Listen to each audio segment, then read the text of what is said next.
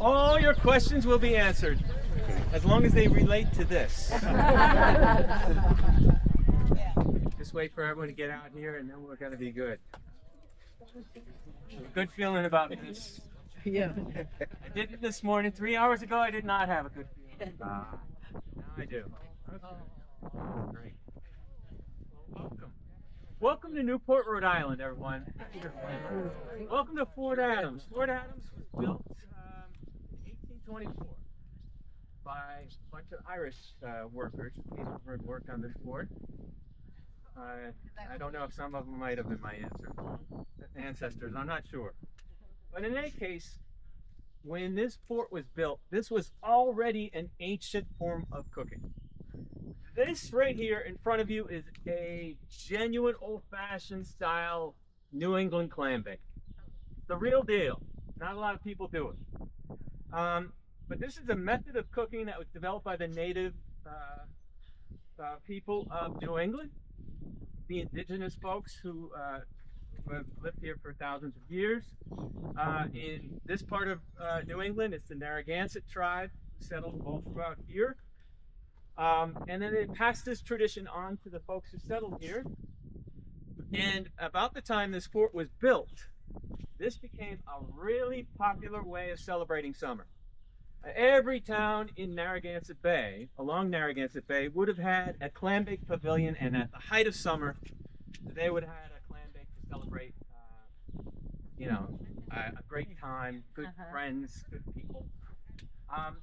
And it's a very intensive process, which is why it's not an everyday thing. But for us, the process began this morning when we built a structure of wood pallets. We kept them dry, we covered them up with a tarp.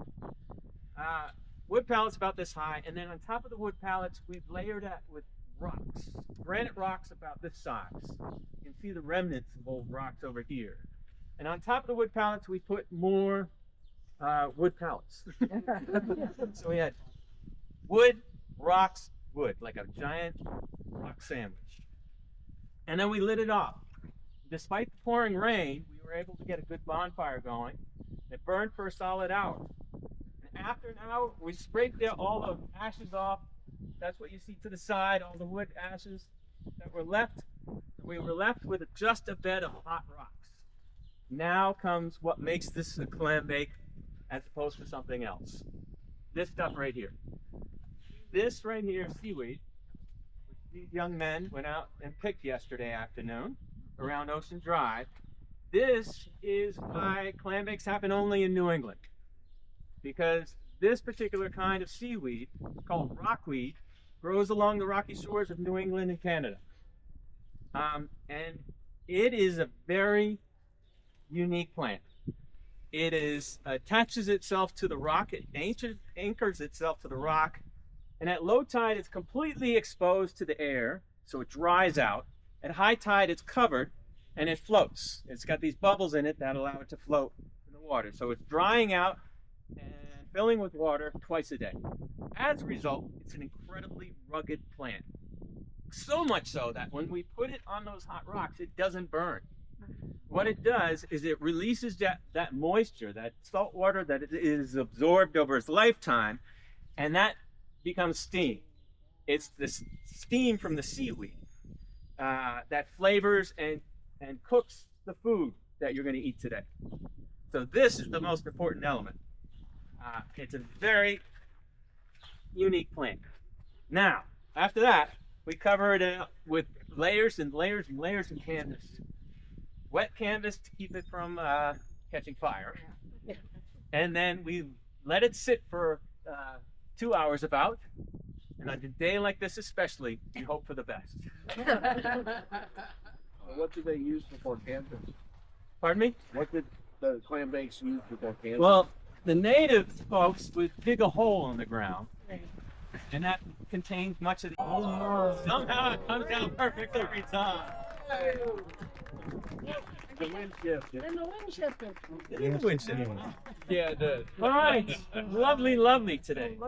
We've got red russet potatoes right there. We have corn in the cob. We keep it in the cob to keep it moist. This right here is cerise sausage. We have a large Portuguese population here in Rhode Island. They that came from the Azores to man our fishing fleets. And they brought with them this mild smoked sausage. It's pretty much at every Rhode Island cookout. These are we call them steamers. They're a soft shell clam. If you've never had one before, this is the absolute best way to eat them. Right off, or to cook them right from the bake. They've got a neck on them. The way you eat them is you pull them from the shell, you just peel them from the shell. Then there's the skin on the neck that you just peel away from the neck. It takes a minute. And a lot of people dip them in butter, but because of the flavor of the seaweed, they come out nice and sweet actually this way. And this is the best way to eat them right off the bake. And it's the real test of whether or not this is a good bake or a great bake. We've had great bakes the last two ones, so I'm not sure about this one. Oh, it's a great bake.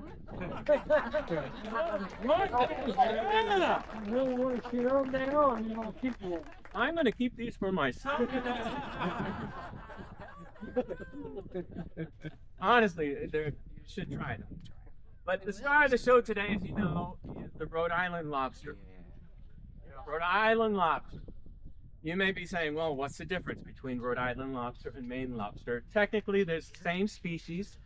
The real only difference is the accent. In Rhode Island, these are lobsters, and in Maine, it's lobsters. But Rhode Island, traditionally, Rhode Island lobsters, for an expert, a real aficionado, a specialist in seafood, they'll recognize the Rhode Island lobster as being far superior to the Maine lobsters. Maine lobsters are less attractive, and Rhode Island lobsters are more intelligent and better, more flavorful in every way. In any case, I'm looking forward to sharing this meal with you. Thank you very much for coming today, and thank you. Enjoy your meal. Oh, we are going to set up a buffet momentarily. Your server will call you by table. If you do want to take a couple of pictures, you can. We'll wait a moment before play them up. I got some pictures. Everybody wants to take a picture.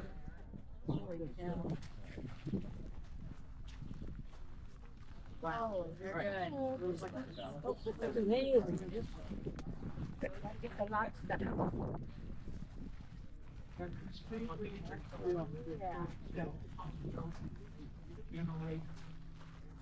No, it's all.